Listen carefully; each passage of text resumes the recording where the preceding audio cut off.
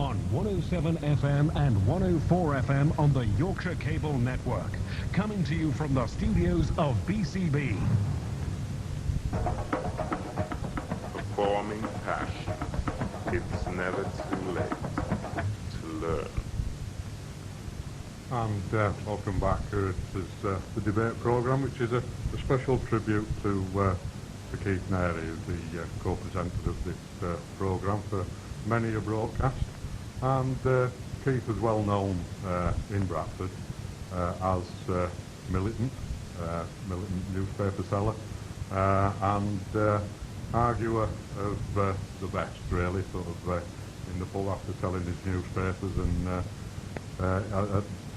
in the evenings at Jacob's Well. That's where he said he met Jim Wilson. Certainly there was quite a lot of lively debate in the early 80s there when Keith was accused of being a member of a party within a party, and really stopped from representing, I think, first of all, Undercliffe and then White. I'm not sure whether that's right, but certainly White, and then he finished up being expelled from the Labour Party. And in the studio we have Vince Dicey, who's going to tell us a little bit of where Militant is now, and go back to revisit some of those debates that raged then, and probably will start raging now that Labour is in charge. And I know that Keith was looking forward to Labour in government when we could really get going and see if we could get some proper socialist policies in. So hello there, Vince. Hello, Rob. And if you could tell us where the quick history of Militant, and bring us up to date where Militant is now. Right, well, first of all, I'm very pleased and proud to appear on this programme on behalf of the Socialist Party in Bradford, in Britain, and its supporters around the world who knew Keith and worked with him to fight for socialism. And I'll just explain first of all for your listeners that Militant changed its name to the Socialist Party last year, and we've got a new name, but unlike the Labour Party, which has become New Labour, we've got the same commitment to working people and the same commitment to the classical ideas of socialism, of creating a new society to end poverty and the suffering caused by capitalism. And what do you think now? I mean, do you think certainly? I think Keith seemed very full that things were going to get better. Well, that's right. I think the general election result, with a massive hammering that the Tories got, and not before time, broke the logjam in British politics, and now millions of people will be looking to the Labour government to actually make changes for working people. Thatcher and then Major, for 17 years, they ruthlessly represented the interests of a tiny minority, the rich in British society, and now people will be looking to Labour to make changes for working people and for middle-class people, all wage earners, the unemployed, pensioners and disabled, and have a decent life. Well, back then it was the loony left. I don't know what it would be now if we got another sort of label. And the loony left, including Militant, or if not all, just about all Militant, was accused really of stopping Labour or any sort of left-wing party getting into power. Do you think that sort of Neil Kinnock got started the process, and now it's very difficult to find anybody certainly representing people as a councillor or an MP who espouses quite left-wing principles? I mean, what do you say to that? Do you think that Militant and now the Socialist Party would be responsible for keeping, in a way, people or the government on a right-wing stance? On the contrary, Rob, because Peter Mandelson, the PR executive who masterminded Labour's campaign, has received a lot of praise. It has to be said that he's not a winner. He failed 2 times before, in 92 and 87, the same ideas, the same PR gimmicks to get away from socialism and have pretty videos and things like that. And on the contrary, Pat Wall, who was the MP for Bradford North from 1987 to 1990, Keith played a very central part in him being elected. He showed that socialist policies far from being loony, were eminently sensible. They appealed to ordinary people in this area. In 1987, Pat Wall increased Labour's vote from 14,000 to 21,000. Sadly, a number of people in the Bradford Labour Party, that constituency, and nationally, didn't draw the right conclusions from that. They set up an inquiry. Now, looking back, I think there should have been an inquiry. There should have been an inquiry into how successful Pat Wall's ideas and how successful the campaign that Keith Narey took in. And if that had been spread to the whole country, we wouldn't have had to wait till now for a Tory government. For a Labour government, rather. We'd have got rid of the Tory government in 1992. And unfortunately, it's the civil war which the right wing of the party launched against the rank and file of the trade unions and Labour Party branches against socialism. That's what kept Labour out of power all of this time. And the capitalist press themselves have admitted. Samuel Britton in the Financial Times has said recently, not a supporter of the Socialist Party, far from it, he's said that Labour could have won on a more anti-capitalist programme. Well, yeah, but surely, you know, all the certainly what I heard round about then, and that the frightened people were frightened because of the unions, because of the power that they wielded. Don't you think you really that sort of you know, sort of stretching truth a little there, and it was the you know, the bad ideas of the what was called the loony left that really did put fate to Labour champions. Well, I don't know about this particular radio station, which I understand is quite new, but if you talk about the media generally, it's owned by a handful of billionaires. Rupert Murdoch, Lord Rothermere, who amazingly has now come out to support New Labour. It shows that they haven't got any policies which are going to threaten big business. They control the media, they dominate the media with their ideas, and that's why people like Keith Narey were so important, both as a political activist and as a writer, to bring out the reality of life for working class people. And they've set the agenda for the last 20 years in Britain, and they put colossal pressure upon the leaders of the Labour and trade union movement to kill socialism, to make the Labour Party, the trade unions, safe for big business. And that's what we've got now. So on the one hand, it's a great result that the Tories have been reduced to the rump that they have. No MPs in Scotland, no MPs in Wales. Lowest vote since 1832, the smallest number of MPs since 1906. But the sad truth is that the right wing of the Labour Party have retreated so far that there's a massive overlap between the policies of the Tory Party and the Labour Party. I welcome the Labour victory, and I, along with millions of others, will be pressing Labour to make changes for working people. But the way it's going is not looking too good. In the Sunday papers today, got the amazing situation that Thatcher visited Tony Blair at Downing Street. Even poor old Jim Callaghan hasn't been, as far as I know. He should have been in first, surely. And Jim Callaghan's not a raving left-winger at all. But Thatcher's been into Downing Street, and people are all beginning to ask, what is the Labour Party? Is it the same Labour Party we knew before? Or it has a, you know, they accused militants in the past, and Keith Narey of being a party within a party. I wonder whether the Mandelson group in the Labour Party is actually the real party within the party, infiltrators from the Tory Party, infiltrators from big business, who've taken the Labour Party over and stolen it from working people. The Socialist Party stands for the original ideas of socialism. We don't think we can achieve socialism on our own. We're only a small force, and we want to build a new party for the working people. Together with Arthur Skyville's Socialist Labour Party, together with the environmental protesters, together with anybody who's fed up of low pay, who's fed up of the damage that big business is doing to the planet, fed up of the cuts in the NHS and councils, we'll work with them. And I think there'll be splits from the Labour Party in the future when people see what the pro-market policies of Tony Blair actually lead to. I'm sorry it has to be said, but I think there's going to be massive disappointment in the course of the next year or two, and certainly the next 5 years, over when Labour fails to deliver the promises and fails to live up to the hope that people have had in the new government. Do you think, though, the things that you mentioned there, environment, you know, sort of like road protesters and this, that and other, that they're just all single-issue groups, and then, you know, so far, therefore, the militant, or the Socialist Party now is just, in a way, preoccupied with single issues and what people need as a government, as a government that can deliver sort of a wide, across the board policies that tackle everything and not just on a single issue basis. Well, I think you've made a very good point there, Rob, about the single-issue campaigns. But the way that we see it is you can't actually put these things into single boxes. I did a lot of work, as Keith Narey did, on the anti-poll tax campaign. But you know, that campaign, after the Tories being in power so long, beating the miners, doing all sorts of other things over a period of years, really because the Labour Party didn't stand up to them and have a proper fight. But anyway, that's another point. After all those years of frustration, a lot of people who joined the anti-poll tax campaign were frustrated in other areas, and they wanted to deal the Tories a blow as well as supporting that issue.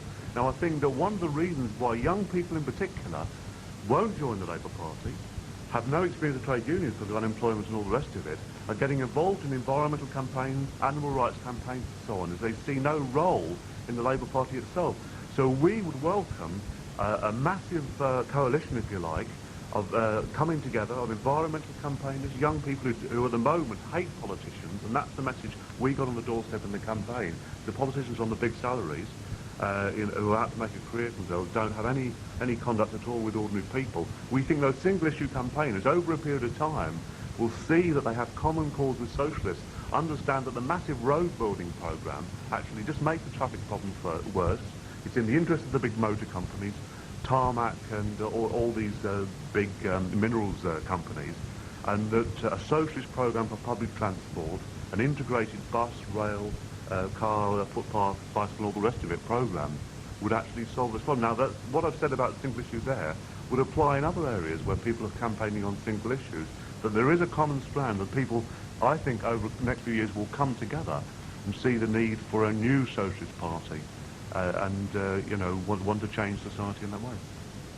One of the main points of John Major's Tory government, and probably, I'm not quite sure about Maggie Thatcher, but was certainly a platform of John Major was the classless society. And certainly people in work, they're not badly off. And probably it's quite a contrast to even, you know, sort of 5, 7, 20 years ago, people sort of identifying as working class. Do you not think that sort of the way that you use the word working class and fighting for the working class in some way now is extremely outdated? No, I don't. I think that what working class means to me is people who work for a living. Now, unfortunately, Britain's got a very little manufacturing industry. We're speaking Bradford, which had all the massive mills and so on. Pat Wall talked about them on his maiden speech in Parliament in 1987. But I mean, the manufacturing base has been destroyed.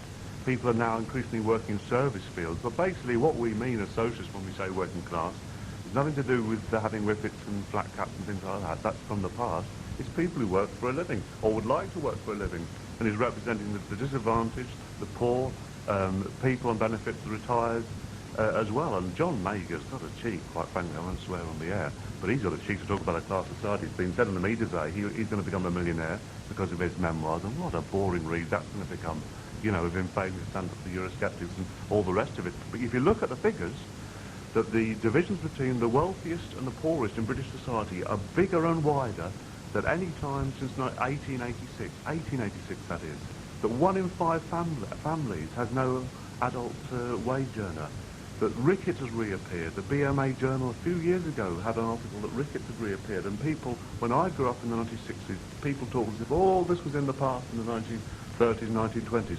On the contrary, you know, if you look at any statistic, the health of working people, it's got worse. Now, I'd agree with you, the Tories were very clever at playing off one group against another, but the results of the election show that every section of the population, apart from the super rich themselves, voted Labour.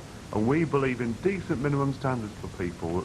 Labour's committed to a minimum wage, although they're going to have a commission dominated by big business to set the figure, and the CBI is saying, we're not tolerating more than £3.50. There'll be a battle over that. Bradford's a low-paid city. People in Bradford around the country want a decent minimum wage. And we in the Socialist Party, we support £4.42, which is the unison demand, as a step towards £6 an hour, which is the European decency threshold. And these are the things which will unite millions of people in the coming years. What we need are people like Keith who actually get out into the community, actually get over what policies mean to people and infuse them. I mean, certainly his work at AICBEC and on Thorpe Edge was even people who didn't follow his politics. It was widely, you know, it was recognised as a real sort of community worker and one that was able to take the messages from the council or from the government and translate them so ordinary people understood, grasped what was going to happen. And that was the work he was engaged on when he died. And I'm sure he'll be sadly missed, certainly in Thorpe Edge there. One of the things that we'll come on to talk about is the sort of national policies like nationalisation and what have you, which certainly will be a platform of the Socialist Party, and something that's been avoided by the Labour Party in government. Even when industries such as water and railways seem to be really, it's a really popular move to nationalise them. What's the Socialist Party got to do on that? What's your argument for that, Vince? Well, I think like you, Rob, I support as a first step taking back the utilities into public ownership and out of the hands of the fat cats. And I think that's that's absolute stinking scandal in the nostrils of millions of people. That's one of the reasons why the Tories were finished off a few weeks ago. And the complaint and the moan they always raise at this point is, how will we pay for the compensation? How will Labour pay for its programme? There's not very much money in the Treasury after the Tories and their 17 years of vandalism and all the rest of it. That's a simple answer to that. They always talk about little old ladies who are going to suffer because of losing their shares. If they can produce such a person, or an old man, or anybody of any age who is going to suffer, then the government could give them compensation on the basis of proven need. Do to the rich and those people what they always do to working people with means tests, like you got with the job seekers allowance at the moment, and you've always had right back to the 1930s. If they can produce somebody, we'll give compensation on that basis. But otherwise, no compensation. That would be a first step. You see, we believe that socialism isn't just a kind of abstract idea. It's rooted in the reality in British society today. Now, in the past, we said to Labour governments from the rank and file of the Labour Party, when we were around the newspaper militant, that if Labour didn't tackle industry and take control of industry, the industry would control the Labour government. And that was true when Labour had a modest programme, like the programme in 1974, when Labour was elected under Harold Wilson after the Tories had been in power a few years. You have to say today, unfortunately, that the group around Blair and Mandelson, who dominate the Labour Party with an iron grip, I have to say, are so wedded to the idea of the free market that they will just be completely taken by surprise, and that if there's a downturn in the world economy, that's going to lead to a catastrophe for British workers, and the Labour government will have no choice with its policies of being wedded to the free market but to restore profits of big business even further by even more savage cuts. I understand that there are old people's homes in Bradford who are under threat of closure at the moment, that there are teachers who are under threat of being made redundant. This is at the moment. In the future, that will get even worse. So you see, you need public ownership, you need planning of industry to actually solve the anarchy of capitalism. There's billions of pounds wasted because millions of people are unemployed. There's billions of pounds wasted through duplication of products and all the rest of it. The amount that in the pharmaceuticals industry, for example, they spend more money on advertising and researching how to take the stealing march on their competitors than they do actually researching into products to save people's lives. That's one example. Many more could be given. Unfortunately, we're in a moment of history where people are confused because they've seen the so-called communist societies of Russia and Eastern Europe collapse. And we say they weren't genuine social societies. The working people did not run those societies. But nevertheless, that's confused people for the moment. It's going to take a few years of bitter experience under Labour in Britain, possibly under the Socialist Party, which may win in a general election there that's taking place today. That you need the old ideas, so-called old ideas, which are as relevant and modern as ever, of public ownership and planning of industry. That unfortunately and tragically, the rich and vibrant voice of Keith Narey has been stilled. His life is over, but he will live on through his plays and through his writing. There'll be a whole number of memorials. This programme is only one of many. But I'd like to, and Keith Narey is irreplaceable. There'll never be another. But at the same time, I'd like to say this, and there's no contradiction, that there's many Keith Nareys out there now, and I hope they listen to this programme. They're men and they're women. They're Asian, they're black and they're white. They're young, they're old, and in between. And if they want, they want to change. They're fed up with low pay. They're fed up with the environmental degradation of the capitalism. Join us in the Socialist Party. If you don't want to join us, work with us.